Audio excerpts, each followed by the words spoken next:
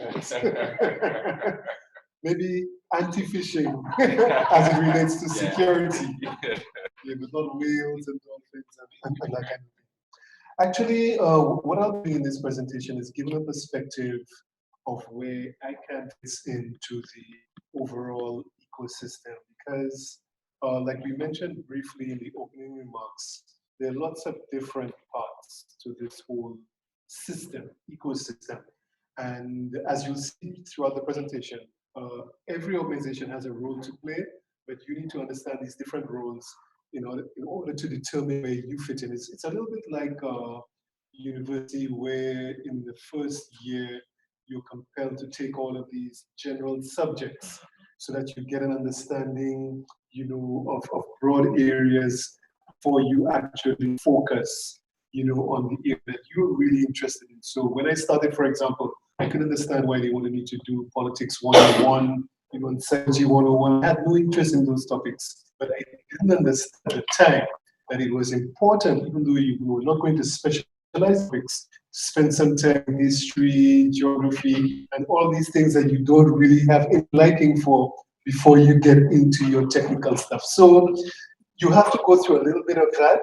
So bear with us as we explain certain aspects of the ecosystem, which at first may appear that they don't have any direct relevance to you, but later on you may see where this information fits in. So this is my brief agenda. We look a little bit about what ICANN is, where it fits in the internet ecosystem, our mission, values, role, and so on. Very importantly, we will touch the multi-stakeholder model.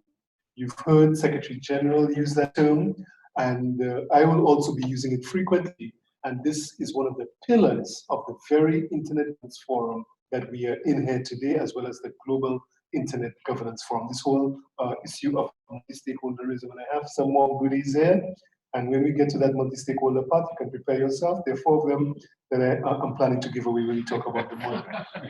Who participates? How do they participate? And then finally, I thought it would be good for me to, touch the surface, give you a taste of the kinds of topics that we discuss. At the end of SG's presentation, she mentioned some specific topics as well. The whole idea is that when we're starting to speak very generally of multi-stakeholder model, you should participate. We encourage participation without going into specifics. So I will leave at least 2 specifics with you so you'll get a sense of why you need to participate in this session.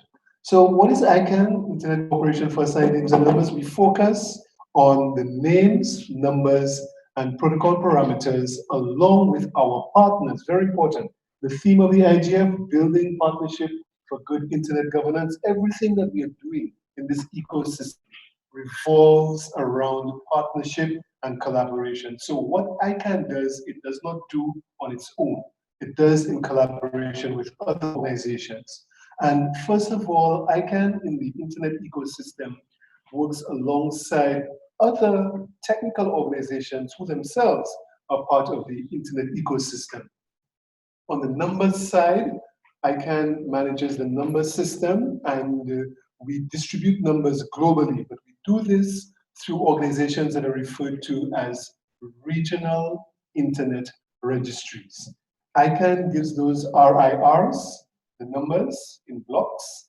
Those RIRs in turn pass on those blocks to other organizations.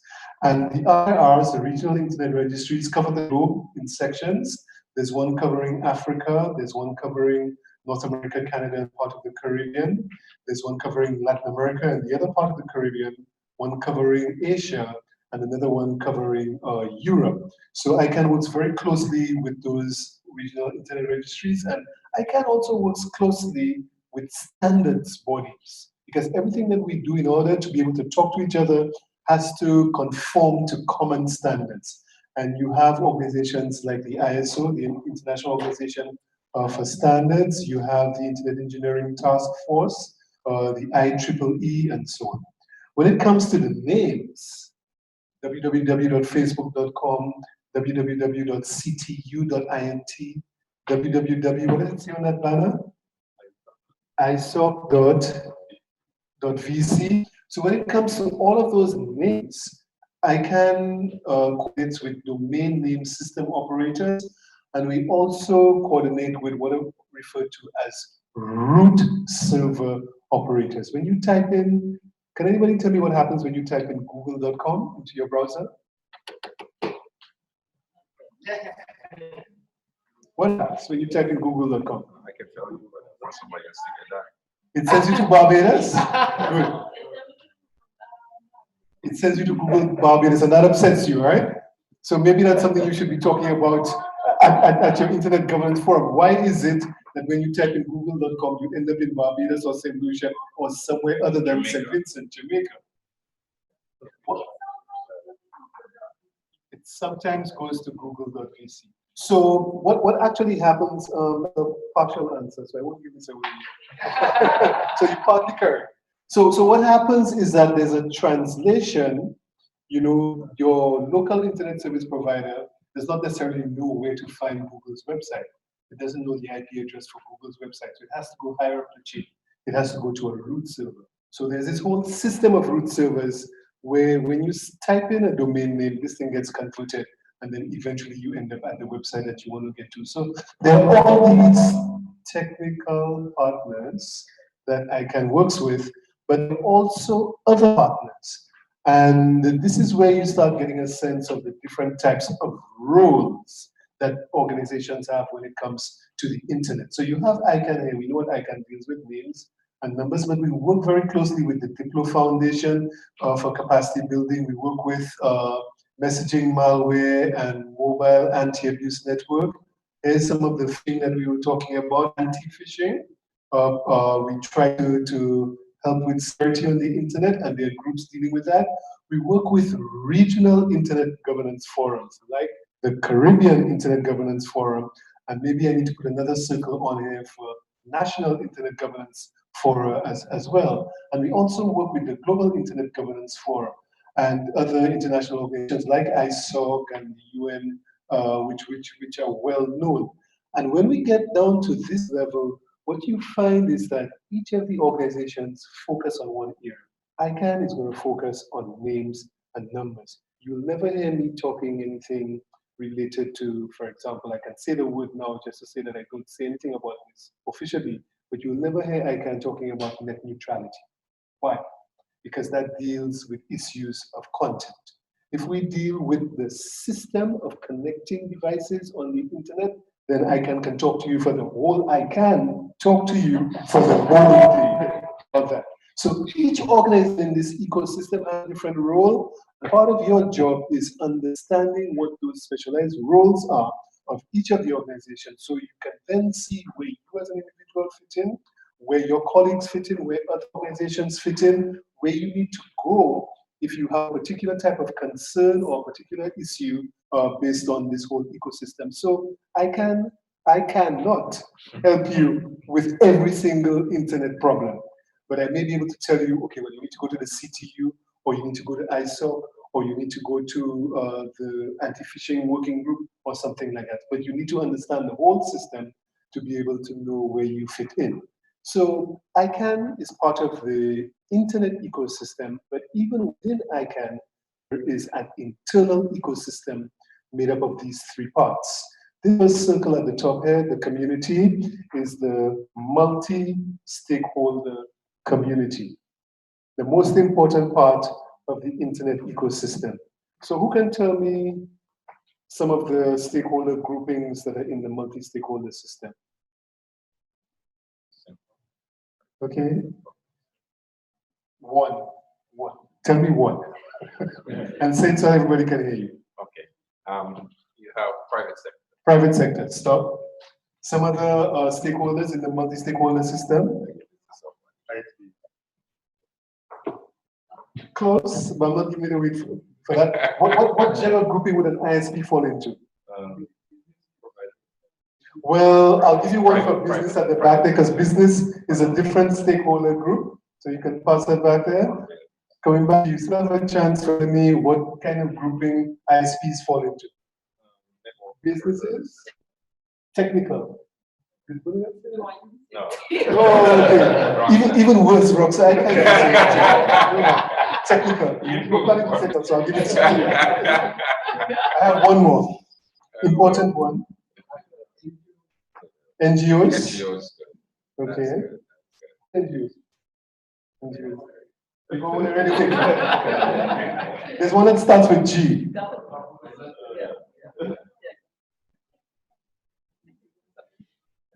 Women said governments. She can give it to somebody else if she wants. So the point here is that, and we didn't cover all of them, the point here is that no stakeholder is excluded. No individual, no organization, no private sector entity, no not-for-profit.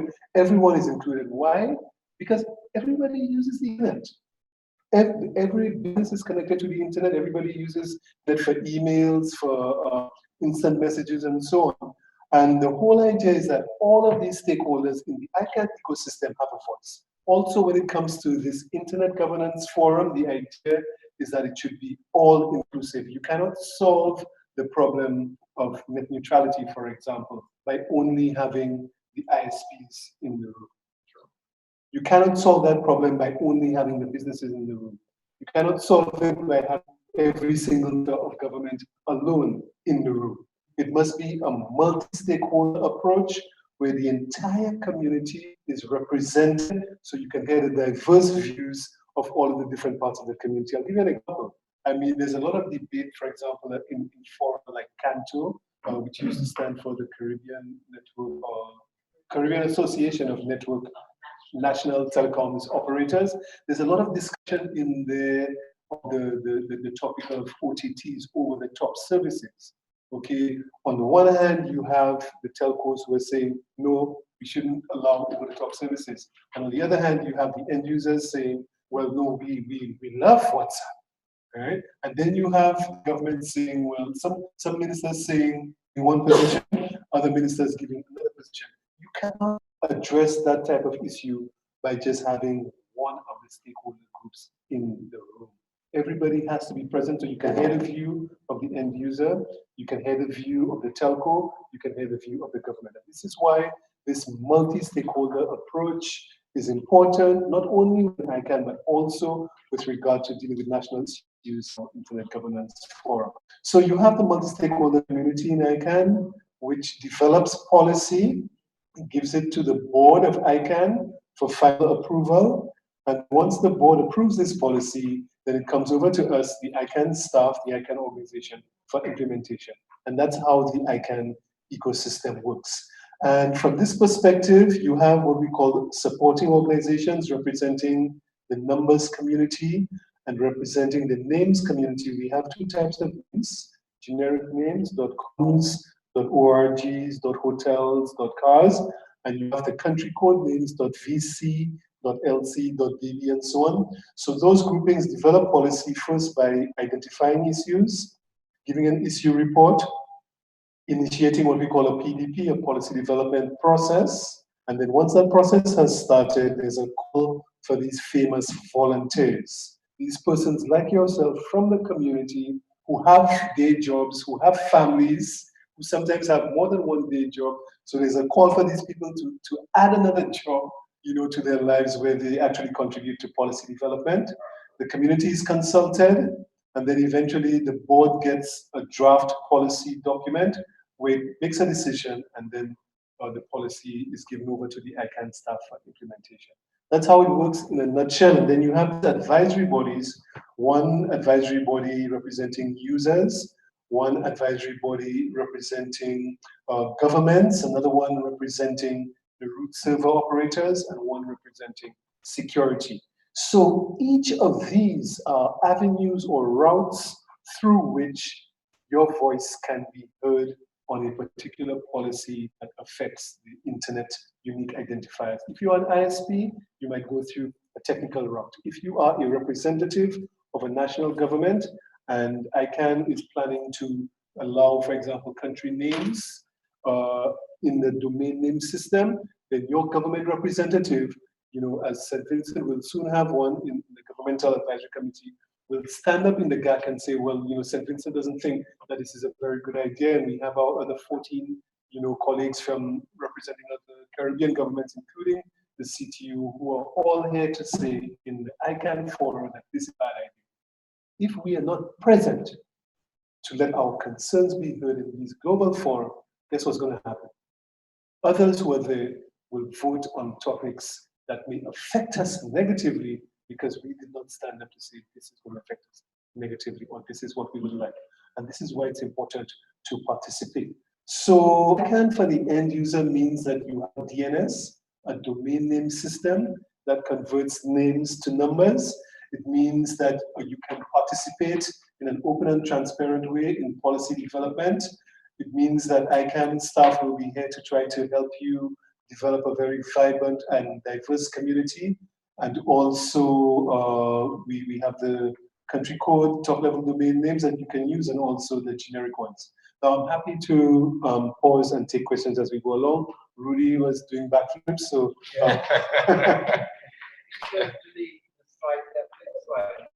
don't know whether I'm not copying it to everyone, but for all the groups that you mentioned. Right. Yeah, I don't know whether it's obvious to everybody, but all the groups that you've mentioned, and then all the advisory committees at the bottom, right? They comprise of volunteers, people like you, me, and everyone else. So that is very important, actually, although they look very sort of highfalutin and everything else, but they actually comprise of the community. Yeah.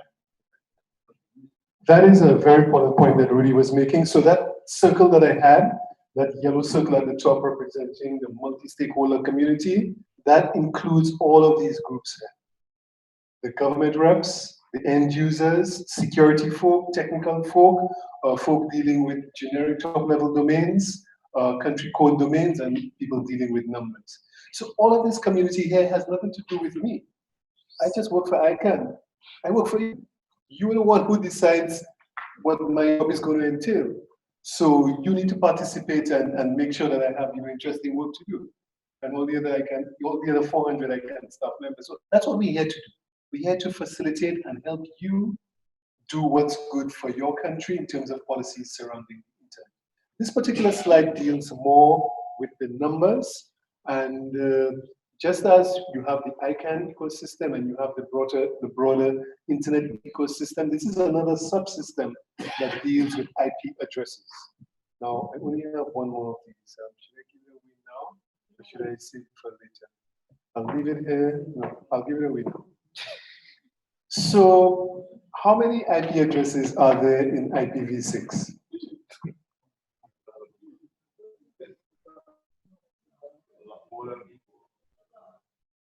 A lot is not a number, it doesn't count. I can't subtract anything from a lot. How many IP addresses are there in IPv6? Or what is the difference between, since you can't answer that one, no, that was a trick question and it's too late to Google. No, I'm not Googling, oh, okay. right? But I know somebody who should know the answer. No. Right? Are they in this room? I'm going to ask Ms. Lewis. Tough, she's good. So you lost that battle already. What is the difference between IPv4 and IPv6? 6 has more numbers. Every device on the internet must have an IP address. You look around the room, you see an Asus laptop, an Apple, some other brand there that must be running this thing called Windows. I don't know what people use that, sorry. But a number of PCs, cell phones, all kinds of devices, watches. Every single device have an IP address. When this thing started, just like computers. I mean, when the first computer came out, the guy said, okay, we're going to have 3 computers in the world. And somebody said, 3? Why do you need so many? What could you ever possibly do with 3 computers? That's how it started. And it was a similar start when it came to internet numbers. I mean, IPv4, we're just going to need a couple of thousand, maybe about 5 million or something. Nobody's ever going to have more internet devices than that. What happened? They were wrong. We never dreamed that our dog would be having an IP address, our TV, each of us would be having 3 cell phones. We didn't think that this would be possible, but this is what happened. So the amount of IP addresses that we had originally in version 4 ran out.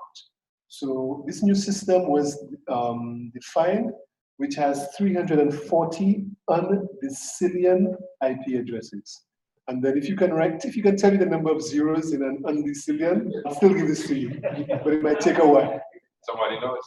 There's one thing I do sometimes with that there is enough IP addresses in 96 that cover every square inch of the earth. Yeah. That was the last analogy. Another analogy, I don't know how true this one is, and I have no data to substantiate this. Another analogy is there's at least one for every grain of sand. Every grain of sand. And that's a lot. Oh, that's a lot. That is a lot. Because you don't know how many grains of sand. 340 undecillion. We know what what's it, 1,000 is, that's 3 zeros. We know what a million is, that's another 3 zeros. We know what a billion is, that's another 3 zeros. We know what a trillion is, that's another 3 zeros. And now we start going. From trillion, you go to, not zillion, what's the word for quadrillion? That's another 3 zeros. And then you have the quintillion, another 3 zeros. And you have a septillion, that's another 3 zeros. You keep going, you have a septillion for 7, another 3 zeros. Then you have an octillion, add 3 zeros. Nonillion, you add another 3 zeros. And then you get to undecillion, which is another 3 zeros. If you have enough space on your paper to write down all those zeros, that will be the number of IPv6 addresses that are 340 undecillion. It's really easy to say that it works for this generation and the next. I wouldn't be brave enough to say that.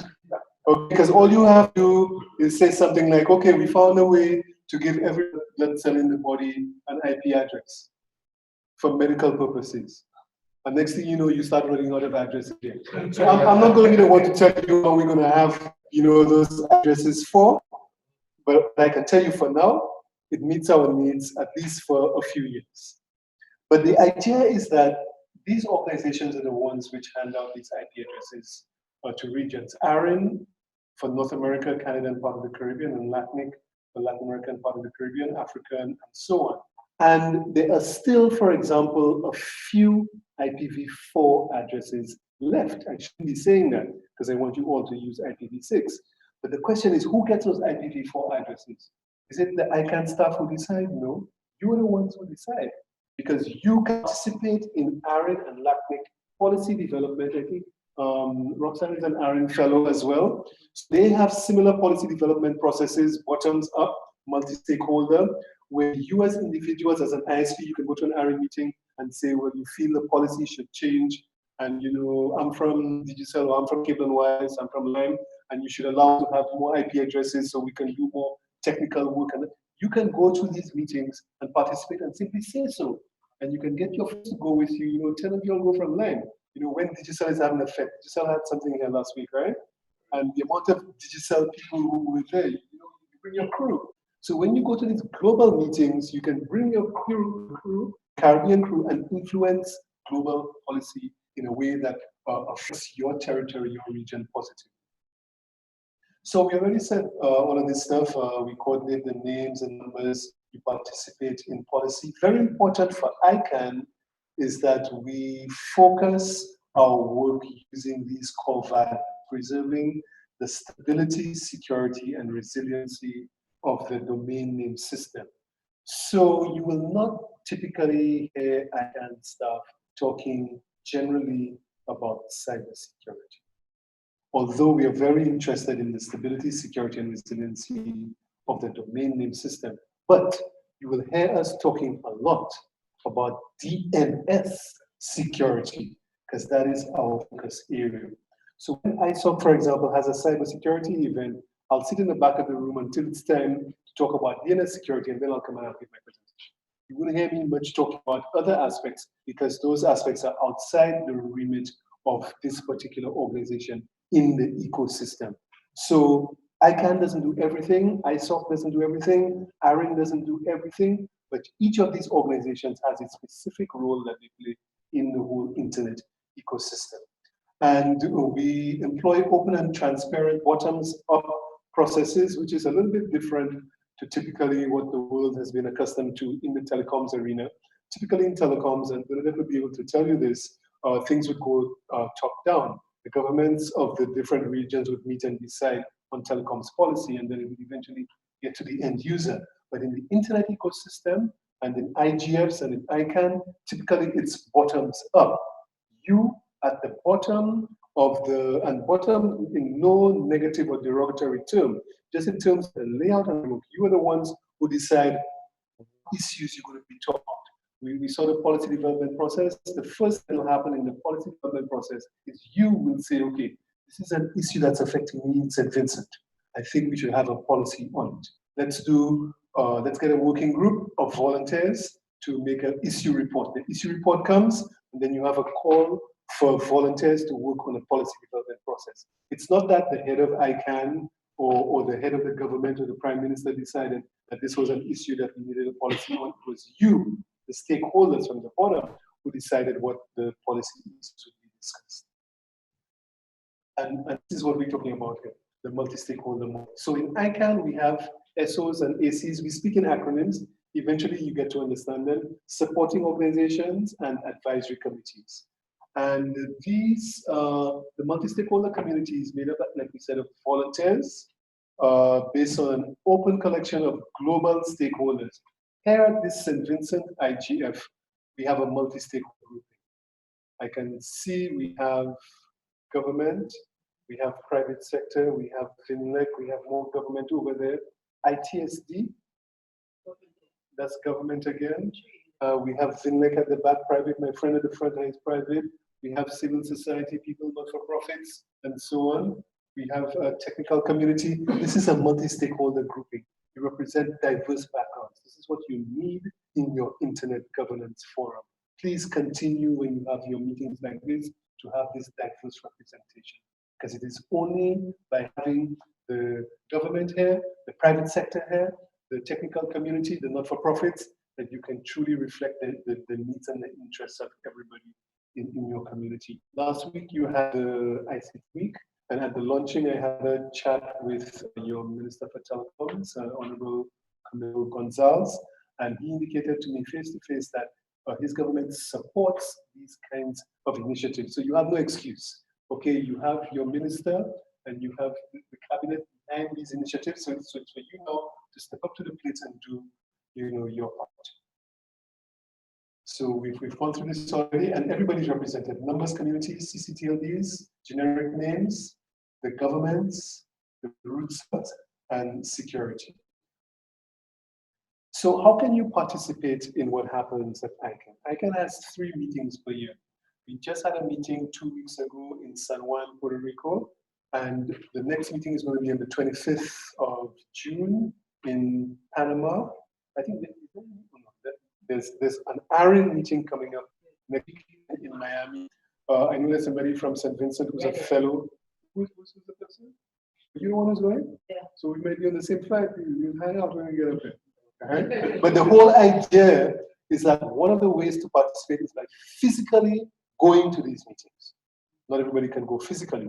And that's why Rudy and myself and Bernadette in 2007, we got ICANN to pay for us to go to the first meeting where fellows were allowed, where ICANN paid for the airfare, paid for our hotel, gave us a small stipend, and we were allowed to go and experience that. And then afterwards, I became ICANN staff.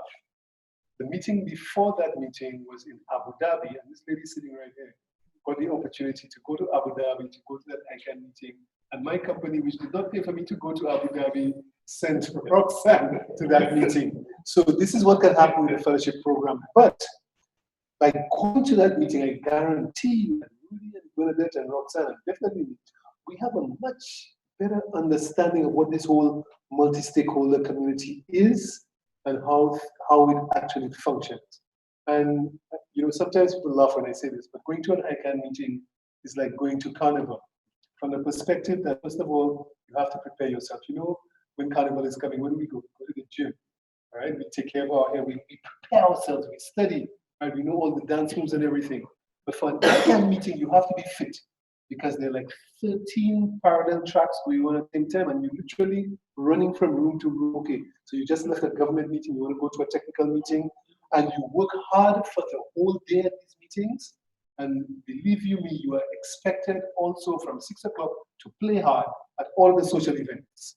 You have to go to all the cocktails, all the karaoke, you have to go singing until 2 o'clock in the morning, wake up, 7 o'clock and do it all again the next day. Because when you go to the social events, you eyeball people. After a few drinks, I really get to know this guy, at a social event. So when I have to send him an email later on, I know the guy that I'm dealing with. I'm not just sending an email to an address, which is somewhere vague. I know the guy. I saw him, enjoy himself singing karaoke, so I know what kind of person he is. And this is why the social events, the coffee breaks, that's why they call it booking breaks.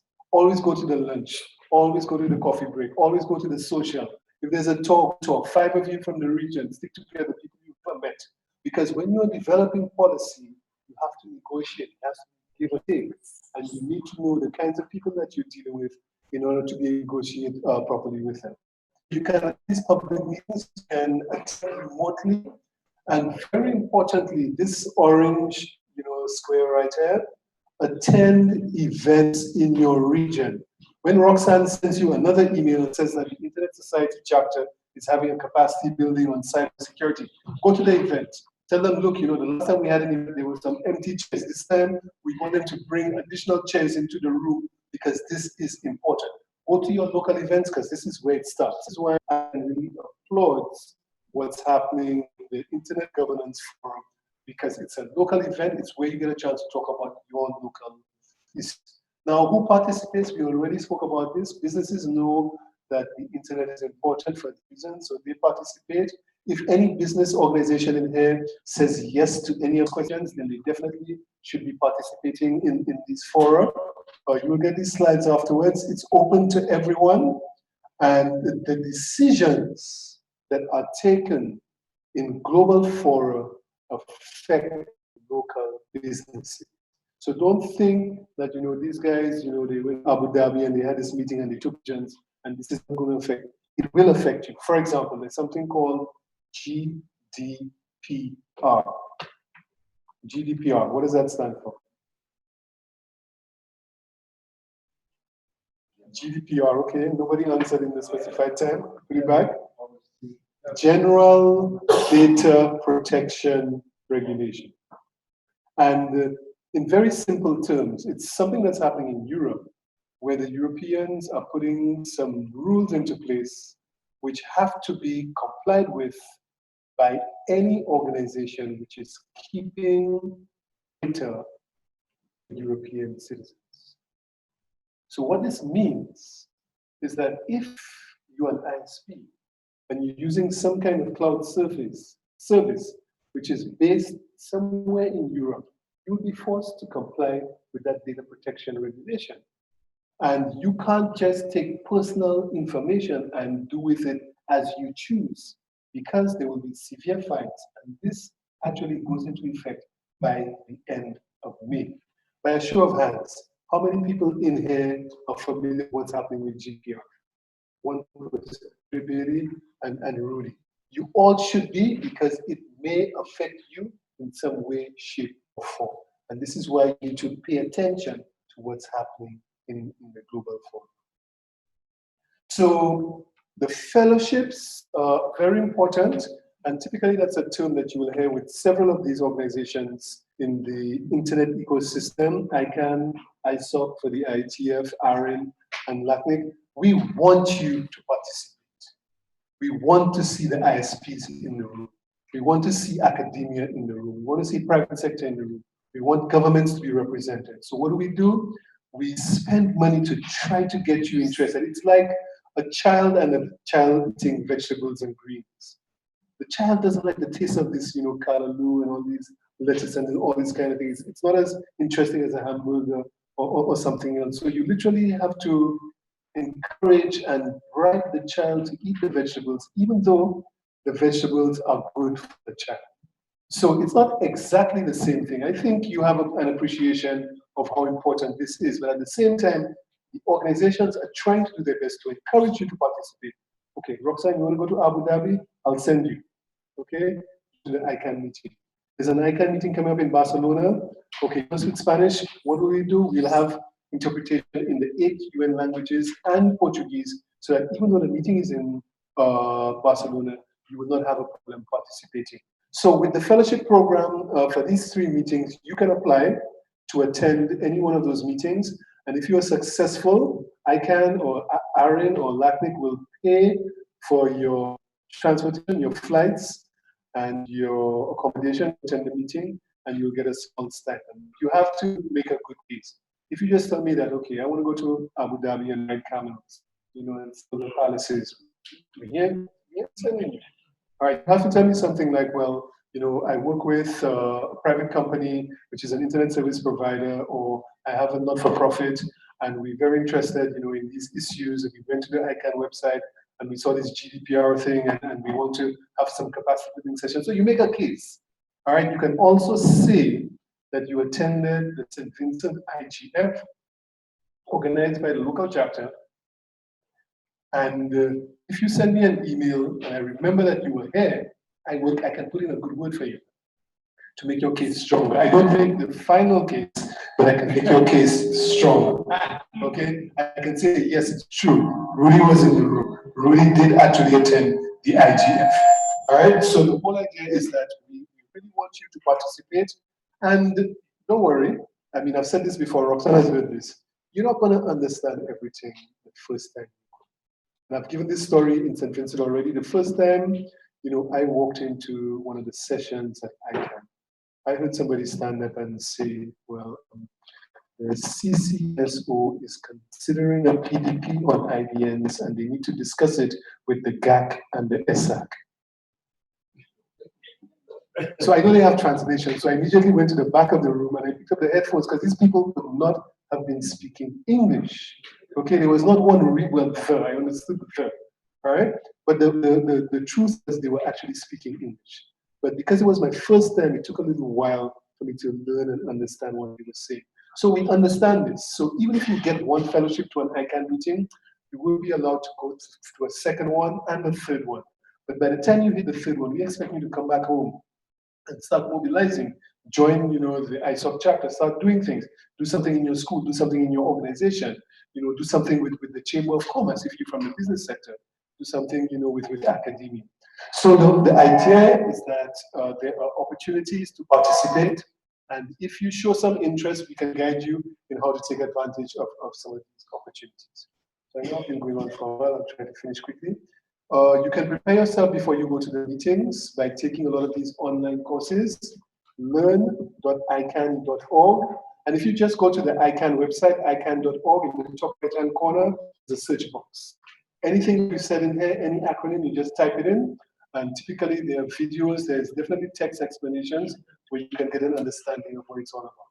So generally speaking, that's what the ecosystem is like. You have different players, different partners, and you need to see where you fit in. From an ICANN perspective, there are 2 topics that are being discussed right now. One of them deals with auction proceeds. You may be aware that we started off with these boring domain names that end in .com, .org, .edu. And guess what happened? You, the community, said, look, we don't like these names. What does .edu mean? What does .com mean? We want real names like .cars, .perfume, .apple, .hotel, all right? .Coca-Cola, all right? And then you have the Coca-Cola companies all over the world, St. Vincent.Coca-Cola or St. Vincent.Apple.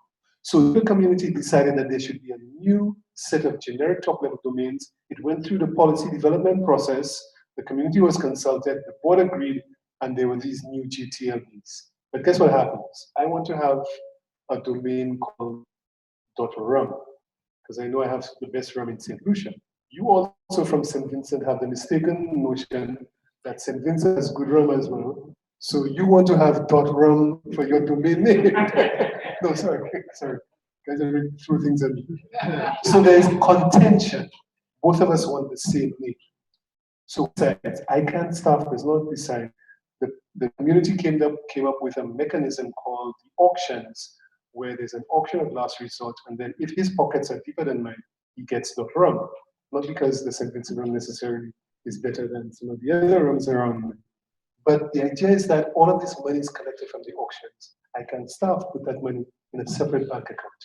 Right now, there are 253 days, 253 million US dollars in that bank account. What do we do with that money? What should we do with it? Who should decide what happens with that money? You, the stakeholders. Right now, there is a process going on within ICANN to decide on the procedures that will be used for dispersing these auction proceeds from the new GTLB program. That's the orange block down there. And if we, as a country, I say we because I consider myself a Caribbean citizen, if we as St. Vincent and the Grenadines, or we as a Caribbean, do not participate in that discussion that's going on there, what do you think is going to happen? The people who are there will decide what happens to this 253 million US dollars. You think they're going to send in for us out there if we don't ask for it, just out of the goodness and kindness of their hearts? I don't think so. So we need to participate. That is one tangible example of why we need to be a part of the discussion. Another reason why we should be part of this discussion has to do with security.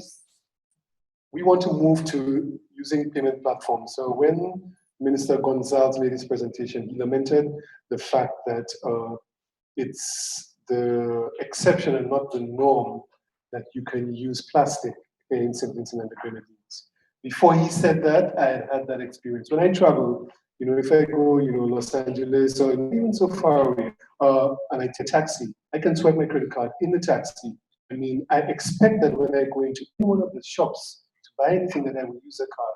And then I was here, I went in, I can't remember where I went. I think I went for some food or something. And I tried to pay with my credit card, and the lady said, no, I'm sorry, you need to wheel and come again with this thing. So the whole idea is we are trying in the Caribbean to move from a system of traditional cash into electronic payments, but then the issue of security arises. And if you're keeping your money at Bank of SVG or any other financial institution which has online banking, Scotiabank or any of the others, you want to have a level of safety that you know your transactions are secure.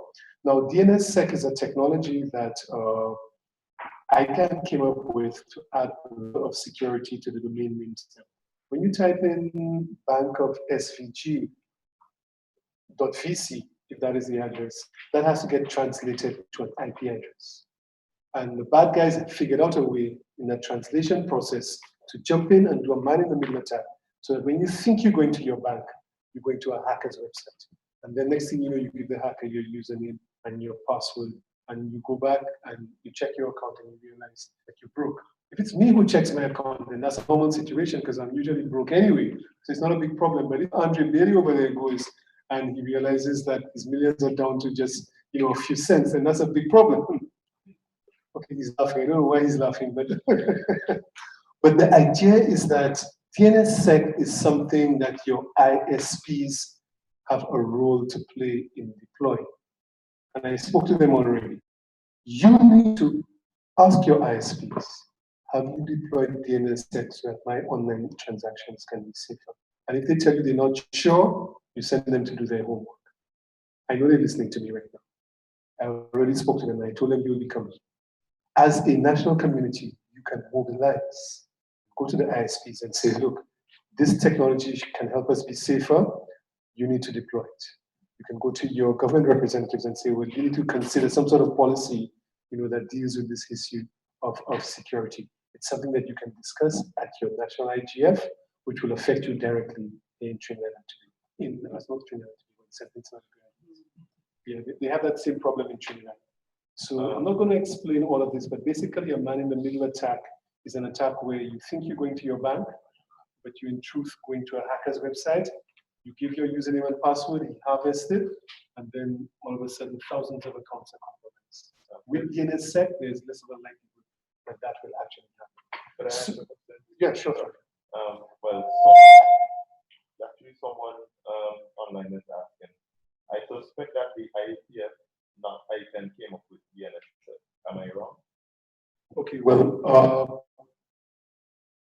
because of the collaboration that takes place in the internet ecosystem, there are people from ICANN who are on the ITF. There are people from the ITF who participate in policy development. Within ICANN, there is an entity known as the SAC, the Security, Stability, and Advisory Committee.